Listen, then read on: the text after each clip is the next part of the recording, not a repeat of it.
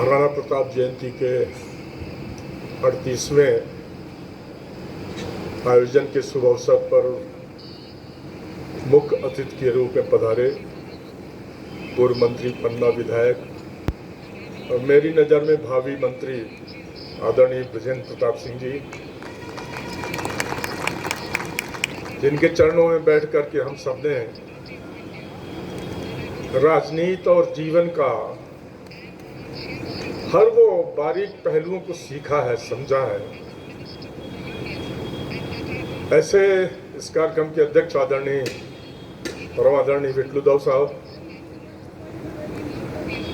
आदरणीय महाराज शिवेंद्र सिंह जी, इस नगर पंचायत की सम्मानीय अध्यक्षा श्रीमती प्रतिभा सिंह जी, इंद्रजीत सिंह, महाराज कुमार साहब, बबलू भैया, प्रीतू बाबा, हम सबके मार्गदर्शक के रूप में नागौद में उपस्थित आदर्श सिंह, आदरणीय धीरेन्द्र सिंह जी, नन्हे दादा, पन्ना से चलकर हमारे बीच आए नगर पंचायत के सम्मानीय अध्यक्ष महोदय, इस प्रताप समिति में प्रत्यक्ष और अप्रत्यक्ष रूप से जुड़े हुए सभी सम्मानीय क्षत्रिय कुलभूषण, सभी सम्मानीय सदस्यगण, आदरणीय संयोजक महोदय अरुण सिंह जी, हमारे बीच में हमारे समाज की जो ऐसी प्रतिभाएं उपस्थित हैं जिनका नाम लेना मैं उचित समझूंगा। आदरणीय आलोक भैया, जिन्होंने एक मिसाल कायम की है सतना के अंदर, जो फिजिक्स के एक ऐसे व्याख्याता हैं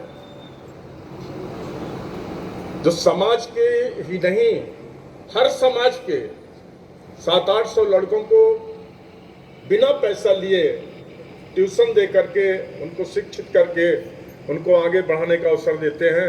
मैं चाहता हूं कि एक बार जोरदार तालियों से आलोक सिंह जी का स्वागत किया जाए।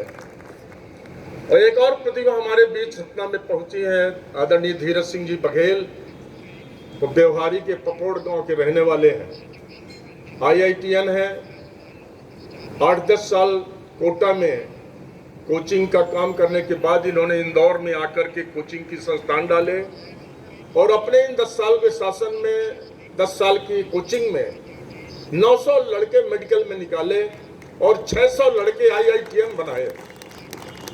ऐसे धीरज सिंह जी हमारे बीच उपस्थित हैं। अभी इन्होंने अपनी ब्रांच सतना में डाली है। मैं उनका बहुत अभिनंदन इसलिए करता हूं कि जिस काम के लिए हमारे बच्चों को इंदौर और पूना और बंगलोर जाना पड़ता था, वो सुविधा जो भोपाल में थी, जो इंदौर में थी, वो सतना में मिल रही है। मैं उनका बहुत बहुत अभिनंदन करता हूं कि आपने अपनी प्रतिभा का उपयोग इस विभिन्न क्षेत्र के बच्चों को लिए करने का प्रयास कर रहे हैं। इसके लिए बहुत बहुत धन्यवाद। आज इस जयंती के अवसर पर 38वीं जयंती के अवसर पर जब मेवाड़ का नाम आता है, याद आती है बलिदान की वो मूर्ति पन्ना दहाए। अगर मेवाड़ में पन्ना दहाए नहीं होती तो न उदय सिंह का जन्म होता, न महाराणा प्रताप पैदा होते। और विश्व के इतिहास में शायद कोई दूसरी मां नहीं पैदा हुई जिसने अपने सामने अपने बच्चे को कटा करके मेवाड़ के कुलभूषण की रक्षा की हो।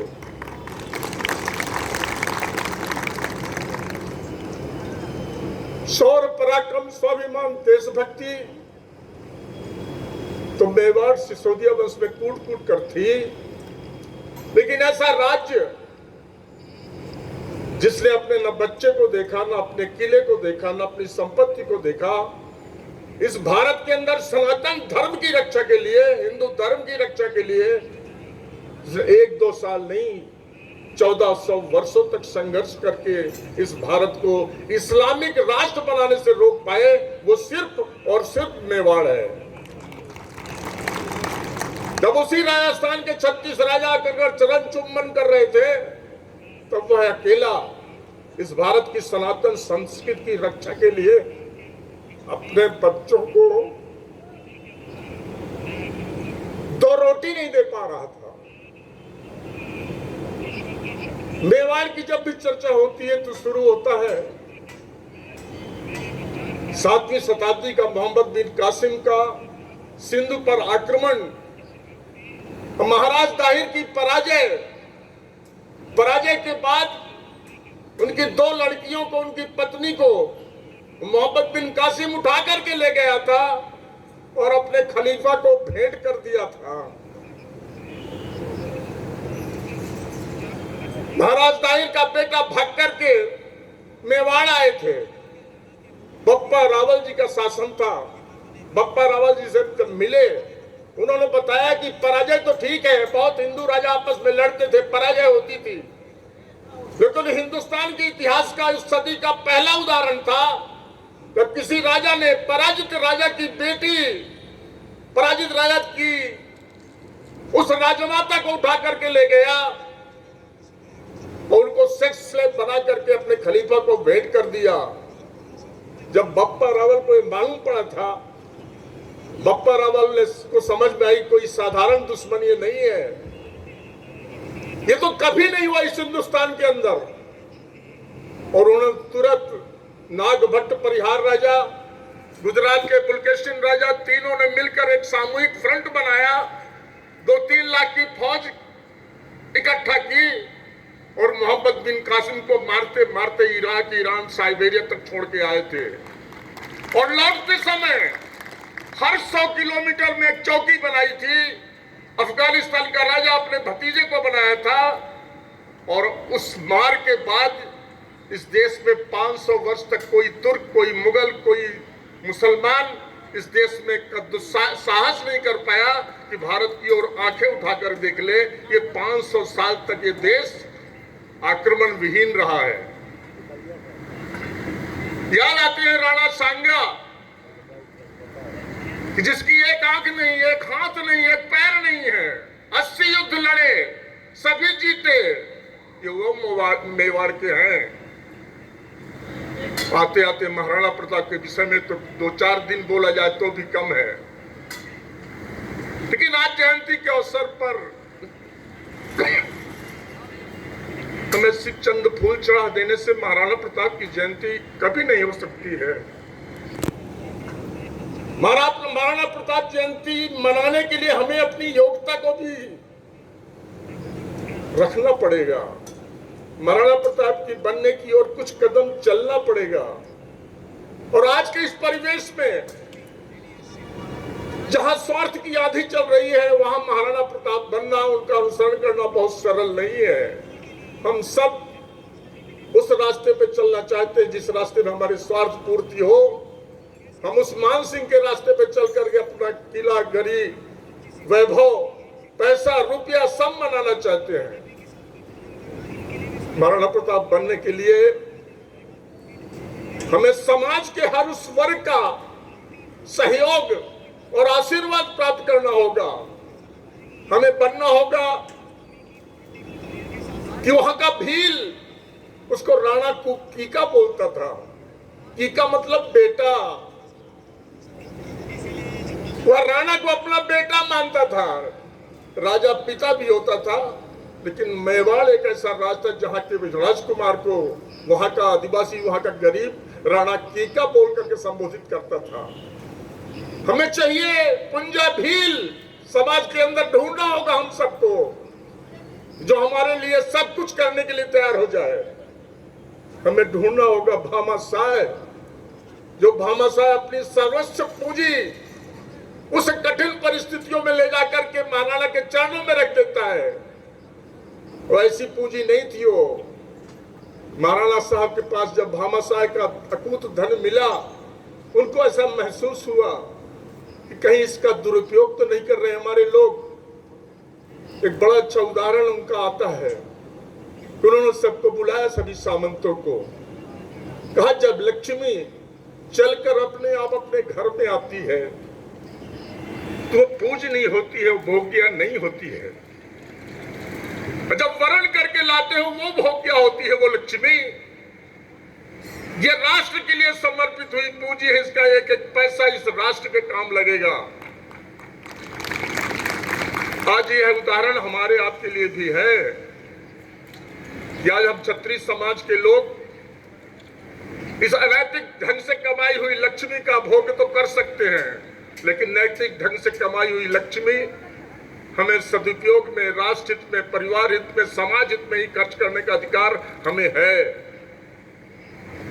ये वो महाराणा मेवाड़ वंश है, इसमें मीरा हुई है, भक्त की पराकाष्ठा है। वो भक्ति मार्ग का सर्वोत्कृष्ट उदाहरण है। वो उदाहरण है उस समाज के, उस सामाजिक समरसता का मेवाड़। ऐसा कोई अंग समाज का नहीं है जिसने राणा को अपना नहीं माना हो। कोई ब्राह्मण गुरु दो भाइयों की लड़ाई में अपने पेट में कटार मार के मर जाता कि तुम दोनों अगर लड़ोगे हम अपना आत्मसर्ग करेंगे, बलिदान करेंगे। ऐसे लोग चाहिए। आज समय की कमी है, मैं सिर्फ ये कहना चाहता हूं, बड़ा कष्ट हुआ इस चुनाव में। कुछ सिरफिरों ने कुछ कमेंट कर दिया, बड़े अनैतिक कमेंट आए। लगता तो ये था कि अगर वो दिन होते तो शायद वो दूसरे दिन का सूरज न देख पाता जो उसने बात कही थी समाज के लिए। नहीं मालूम उस दरिंदे को कि मेवाड़ में 14 साके हुई है, राजस्थान के अंदर 14 साका, 14 जौहर। अकेले मेवाड़ में 3 जौहर हुए हैं। एक जौहर में 12,000 स्त्रियों ने अग्निकुंड में कूद करके जान दी है। एक में 30,000 अलाउद्दीन खिलजी के टाइम में 30,000 महिलाओं ने जान दी है, और तीसरे साके में 9,000 महिलाओं ने जान दी है। ये जौहर ऐसे नहीं होते थे। जौहर होते थे, कल्पना करें हम सब लोग कि मेरे सामने जिस माँ ने मुझे अपने हाथों से खिला के पाला है, वो माँ मेरे सामने जौहर कुंड में कूद रही है। जिस बच्चे को हम अपनी जान से ज्यादा प्यारा मानते हैं, वह बच्ची अग्नि में कुंड में कूद करके अपनी जान दे रही है।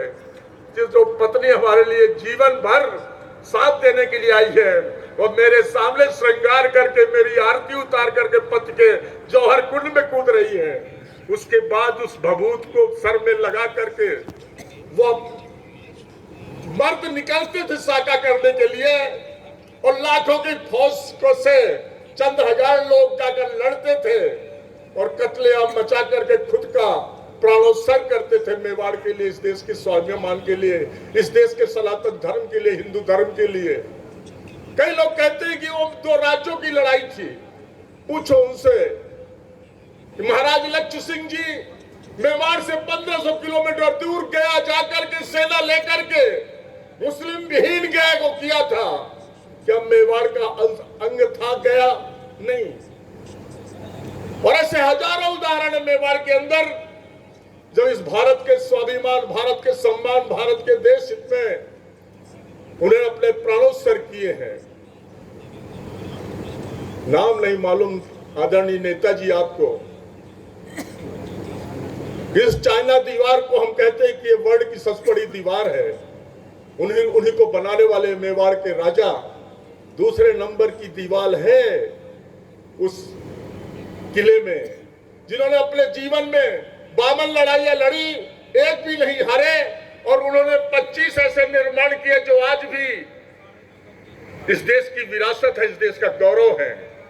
हम बंधुओं, हम सबसे आपसे यही प्रार्थना करना चाहते हैं कि महाराणा प्रताप की जयंती अगर मनानी है, हमें अपने जीवन में उस सामाजिक समरसता के क्षेत्र में अपने अपने गांव में काम करना होगा।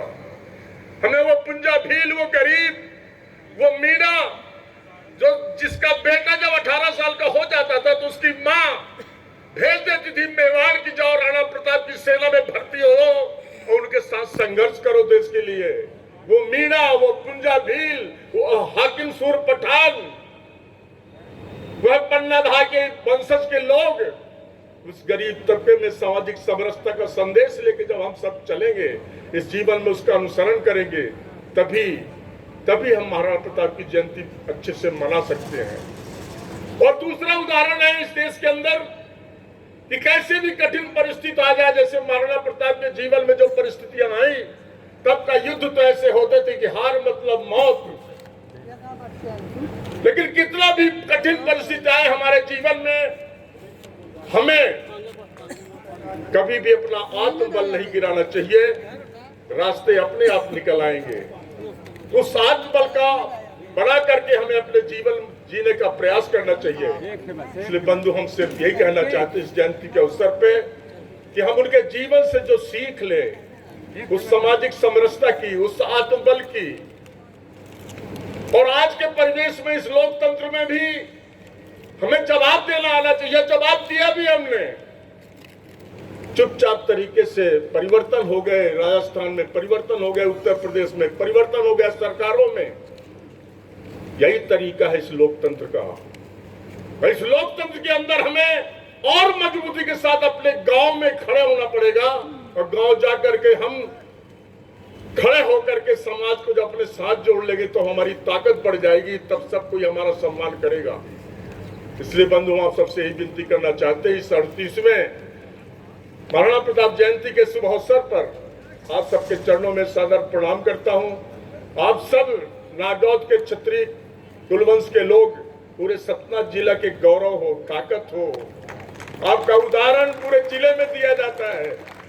इस परंपरा को इसी प्रकार बनाए रहे। आपकी एकता का संदेश पूरे जिले में जाता नहीं, पूरे विंध्य क्षेत्र में जाता है, और हम सब उसका अनुसरण करते हैं। इन्हीं शब्दों के साथ जय श्री राम, वंदे मातरम।